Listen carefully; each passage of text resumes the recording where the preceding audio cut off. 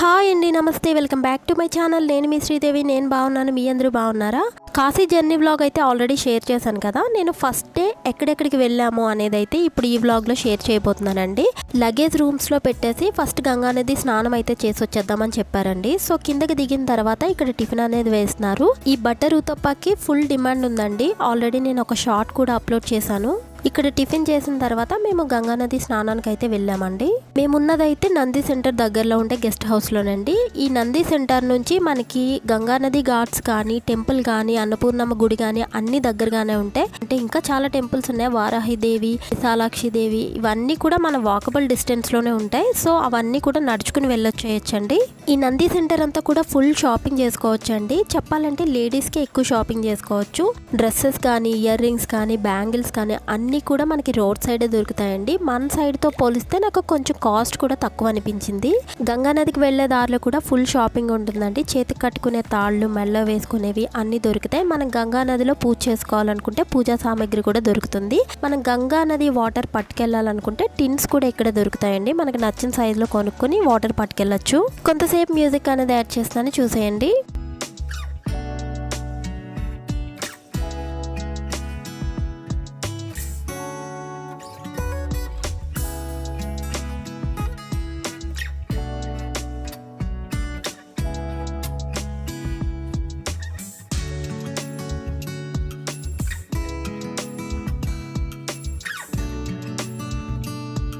ఇక్కడ టైం అనేది ఉండాలి కానీ చాలా టెంపుల్స్ ఉన్నాయండి. ప్రతి ఘాట్లో కూడా చాలా టెంపుల్స్ ఉన్నాయి. ఒక్కొక్క టెంపుల్కి ఒక్కొక్క స్టోరీ కూడా ఉంది.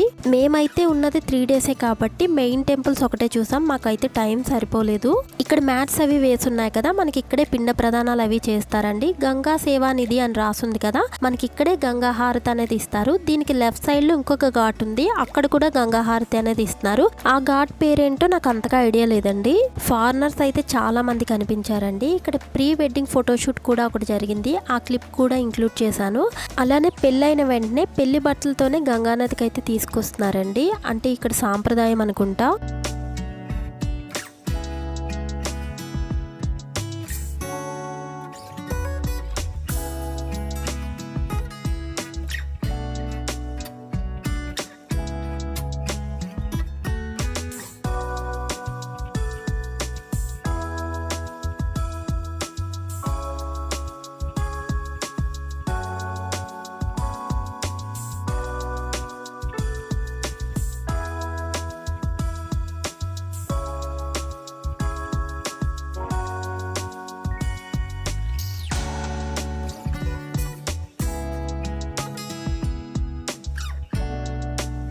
ఇక్కడ స్నానాలు అవి చేసేసి మేమైతే రూమ్కి వెళ్ళిపోతున్నామండి. కాశీలో చాలా చిన్న స్ట్రీట్స్ అండి. అంటే మన సైడ్ అయితే ఇంటికి మధ్యలో ఉండే ఉమ్మడి సందులు అంటారు కదా, అంతంత ఉన్నాయి ఈ స్ట్రీట్స్ అనేది.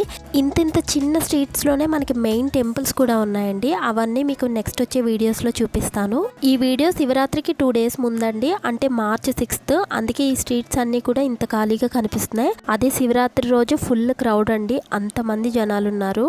తర్వాత మేము అన్నపూర్ణమ్మ టెంపుల్లో భోజనం చేసేసి అక్కడి నుంచి కాలభైరవ టెంపుల్కి అయితే వెళ్ళామండి. కాలభైరవ టెంపుల్కి ఇంకా వేరే టెంపుల్స్ కూడా వెళ్ళాము. మనం కాశీ వెళ్ళినప్పుడు శివ దర్శనానికి ముందే కాలభైరవ టెంపుల్ అయితే మనం దర్శించుకోవాలంటే అండి. ఈ కాశీ ప్రయాణంలో ఈ బాబా అయితే ఫుల్ ఎంటర్టైన్మెంట్ అండి. సో ఆయన ఇక్కడ కొన్ని మాటలు మాట్లాడతారు, మీరు కూడా వినండి. చెప్పండి. తర్వాత 10:30కి అన్నపూర్ణదేవి స్నానానికి నది 12 o'clockకి అన్నపూర్ణాదేవి టెంపుల్లో భోజనం. ఇప్పుడు 1:30కి కాలభైరవ స్వామి టెంపుల్కి వెళ్తున్నాం. ఇదంతా ఆధ్వర్యంలోని శ్రీదేవి, ఇదంతా కూడా శ్రీదేవి ఆధ్వర్యంలో మా ప్రయాణం సాగుతుంది. ఫస్ట్ మేము వెళ్ళింది అయితే కాలభైరవ టెంపుల్కి కాదండి, మృత్యుంజయ టెంపుల్కి వెళ్ళాము. నాకు కొంచెం వీడియోస్ తీయాలంటే భయం వేసిందండి, ఎందుకంటే ఏమైనా తిడతారేమో అని చెప్పి నాకు వీలైనంత వరకు అయితే వీడియోస్ అనేది తీసాను. ఇక్కడ కాశీలో ఏంటంటే టెంపుల్స్ అనేది ఇంటికి ఆనుకుని ఉన్నాయండి. మన సైడ్ అయితే అలా ఉండో, అది కొంచెం కొత్తగా అనిపించింది. టెంపుల్ కూడా ఇల్లులాగే కనిపిస్తుంది చూడ్డానికి. సో మీకు చూస్తుంటే అర్థమవుతుంది కదా, ఆ లెఫ్ట్ సైడ్లో ఉన్నది టెంపుల్ అండి. మనం ఇటు నుంచి నుంచి వెళ్ళి దర్శనం అనేది చేసుకోవాలి. మెయిన్ టెంపుల్లో అయితే నేను వీడియో అనేది తీయలేదండి, అక్కడ అభిషేకం అనేది చేస్తున్నారు. బయట శివలింగానికి పూజ చేస్తుంటే ఈ క్లిప్ అనేది తీసాను. దర్శనం అయిపోయిన తర్వాత లోపలికి అయితే వెళ్ళామండి. ఇక్కడ లోపల కూడా చాలా టెంపుల్స్ ఉన్నాయి. ఇక్కడ మీకు కనిపించేది అయితే ఆంజనేయ స్వామి టెంపుల్. ఈ లోపలే ఒక పెద్ద బావి ఉందండి. ఆ బావిలో వాటర్ తాగితే ఏమైనా హెల్త్ ప్రాబ్లమ్స్ ఉంటే పోతాయంట. సో అందరూ కూడా తాగుతున్నారు.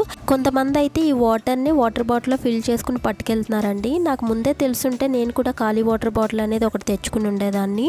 ఈ వాటర్ని కూడా వాళ్ళే తోడి మనకి ఇస్తున్నారండి. ఎందుకంటే బావి చాలా లోతుగా ఉంది, అలానే గోడలు కూడా చాలా చిన్నగా ఉన్నాయి. మీకు చూపించడానికి చిన్న క్లిప్ అనేది తీసాను. నాకైతే టెన్షన్గా అనిపించిందండి. అంటే ఫోన్ కానీ వీడియో తీసేటప్పుడు లోపల పడిపోతుందేమో అని కొంచెం దూరం పెట్టే తీసాను.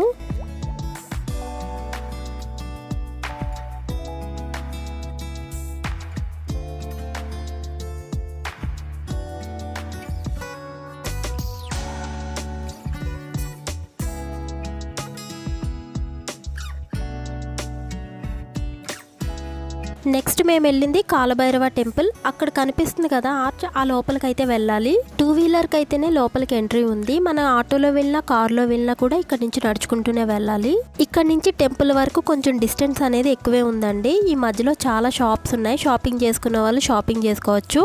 మనం వాస్తు కోసం ఇంటికి కట్టుకునేవి కూడా ఇక్కడ అమ్ముతున్నారు. కాస్ట్లు అనేది కొంచెం ఎక్కువగా చెప్తున్నారు, బార్గెన్ చేసుకుని తీసుకోవాలి.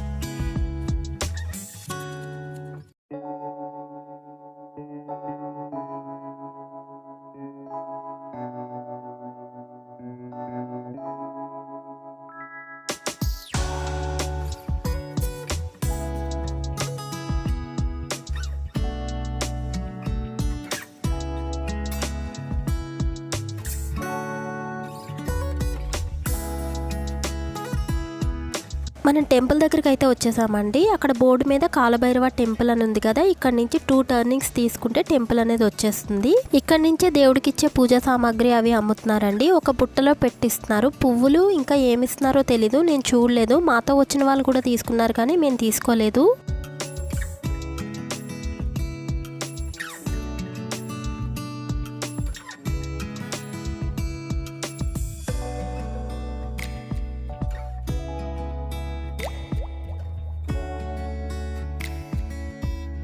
ఆ ఎదురుగా కనిపించేదే టెంపుల్ అండి. ఆల్రెడీ క్లోజ్ చేసి ఉంది. ఒక ½ అన్ అవర్లో ఓపెన్ చేస్తారని చెప్పారు. అందుకే మేము పక్కకి వెళ్ళి కూర్చున్నాము.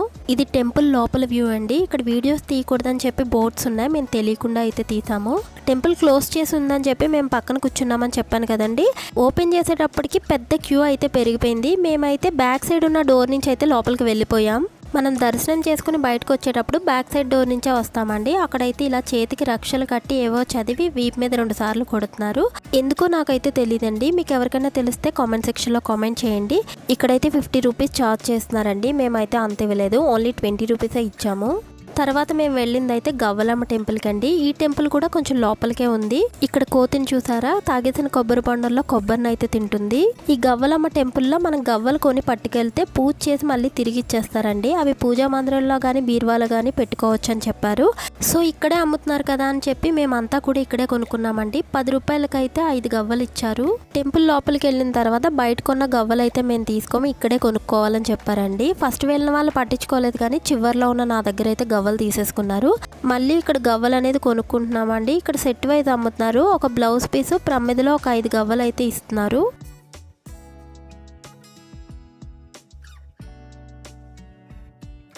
ఇక్కడ కనిపిస్తుంది కదా, ఇదే గవ్వలమ్మ టెంపుల్ అండి. చాలా చిన్న టెంపుల్ బట్ చాలా ఫేమస్ అంట. ఇక్కడ చూస్తున్నారు కదా, లెఫ్ట్ సైడ్ నుంచి వెళ్తున్నారు, రైట్ సైడ్ నుంచి వచ్చేస్తున్నారు. ఈ మధ్యలో మనకి ఒక ప్రదక్షిణ కూడా అయిపోతుందండి. ప్రదక్షిణ చేసేటప్పుడు కిటికీలోంచి అమ్మవారి వీడియో అయితే తీసానండి. ఎవరైనా చూస్తే తిడతారేమో అని చెప్పి అంత క్లారిటీగా తీయలేకపోయాను.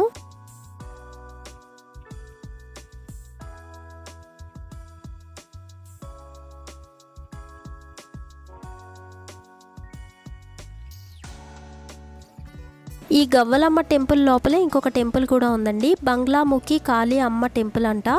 ఈ టెంపుల్ దర్శనానికి అయితే చిన్న సందులోంచి అయితే వెళ్ళాలండి. ఇక్కడ అమ్మవారు అయితే కాళీమాత రూపంలో ఉన్నారు.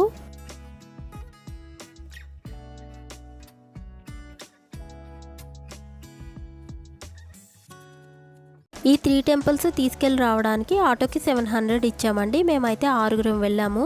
ఇక్కడితో ఈ వ్లాగ్ అనేది ఎండ్ చేసేస్తానండి. నెక్స్ట్ వ్లాగ్లో మళ్ళీ కలుద్దాం. ఈ వీడియో కానీ మీకు నచ్చినట్టయితే లైక్ చేయండి, షేర్ చేయండి, కామెంట్ చేయండి. సబ్స్క్రైబ్ చేసుకోవడం మాత్రం మర్చిపోకండి. పక్కనున్న బెల్ ఐకాన్ క్లిక్ చేస్తే నా ఫర్దర్ వీడియోస్ అనేది మీకు ముందుగానే నోటిఫికేషన్ అందుతుంది.